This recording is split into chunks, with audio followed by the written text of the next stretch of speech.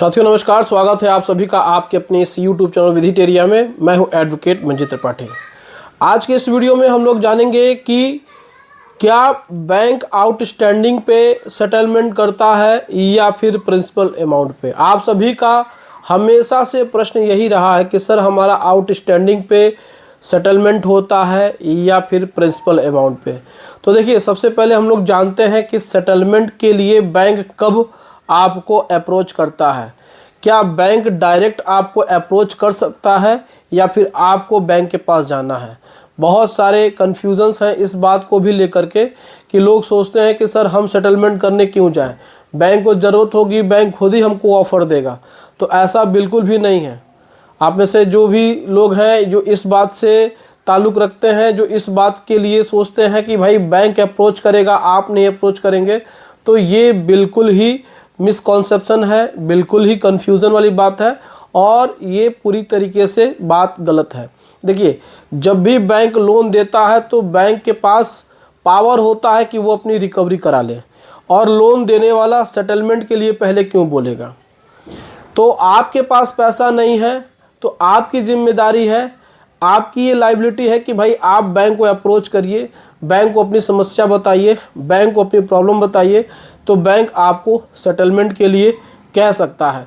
लेकिन आप सोचें कि आप ईएमआई देना बंद कर दे रहेंगे और इसमें बैंक डायरेक्ट आपको आकर के रिक्वेस्ट करेगा कि हमारे साथ सेटलमेंट कर लीजिए, तो ये बिल्कुल संभव नहीं है। बैंक तो पहले अपना लीगल एक्शन लेगा। अगर अनसिक्योर्ड लोन है तो सीधे सीधे वो आपको एक लीगल नोटिस भेजेगा, उसके बाद आर्बिट्रेशन करेगा, उसके बाद वो 406 420 का केस फाइल कर सकता है और तमाम तरीके का, अगर ईसीएस का केस बनता है तो ईसीएस बाउंस का केस कर देगा, अगर आपने चेक दिया है तो चेक बाउंस का केस कर देगा।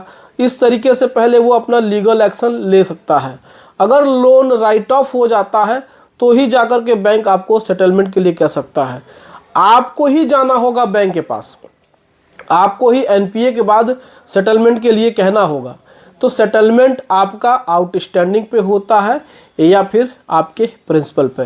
तो देखिए, बैंक हमेशा सेटलमेंट आपके आउटस्टैंडिंग पे करता है, प्रिंसिपल पे बैंक सेटलमेंट कभी नहीं करता है, क्योंकि वो जानता है कि प्रिंसिपल अमाउंट जो उसने दिया है उस पर उसको इंटरेस्ट भी मिलेगा और उसको पेनल्टी भी चाहिए।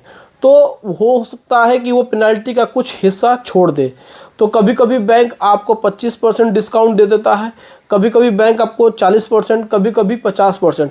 हर लोन की कैटेगरी अलग होती है, हर लोन का सिचुएशन अलग होता है और हर बैंक का सेटलमेंट करने का तरीका बिल्कुल अलग होता है।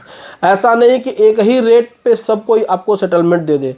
आप ऐसा नहीं कर सकते हैं कि फला बैंक ने हमको 60% हमको वेव ऑफ कर दिया है और दूसरे बैंक ने हमको 50% कर दिया है तो तीसरा बैंक भी हमको उतना ही कर दे। हर बैंक की अपनी अपनी पॉलिसी होती है।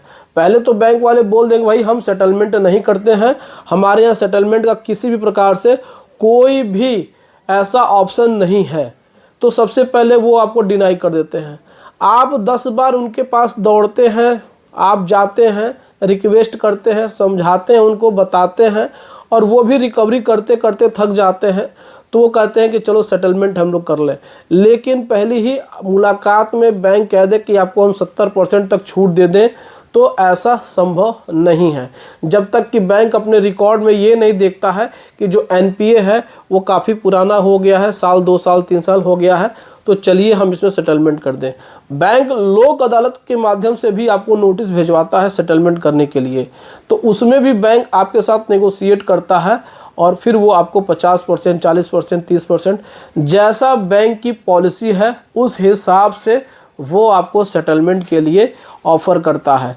लेकिन डायरेक्ट बैंक आपको अप्रोच नहीं करता है, आपको ही करना पड़ता है। तो सेटलमेंट का तरीका यही होता है। लेकिन आप में से बहुत सारे लोग क्वेश्चन पूछते हैं कि सर कितने परसेंटेज में हो जाएगा। तो ये परसेंटेज बता पाना मुश्किल है, क्योंकि हर बैंक की पॉलिसी अपनी अलग अलग होती है, हर बैंक का अपना जो सिचुएशन है वो बिल्कुल डिफरेंट होता है। तो आप ऐसा नहीं कह सकते हैं कि हर बैंक एक ही रेट ऑफ इंटरेस्ट पे या एक ही परसेंटेज पे, यानी कि जो फिक्स परसेंटेज है 50% है या 70% है या 80% है, वो सारे बैंक एक ही जैसा करें, ऐसा बिल्कुल नहीं है। हर बैंक अपने अलग अलग तरीके से सेटलमेंट करते हैं, तो कोई ज़्यादा छूट देता है, कोई कम छूट देता है, लेकिन छूट मिलती है।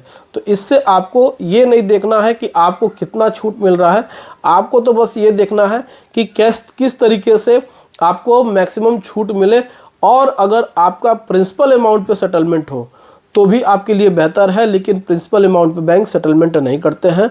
बैंक हमेशा आउटस्टैंडिंग पे सेटलमेंट करते हैं।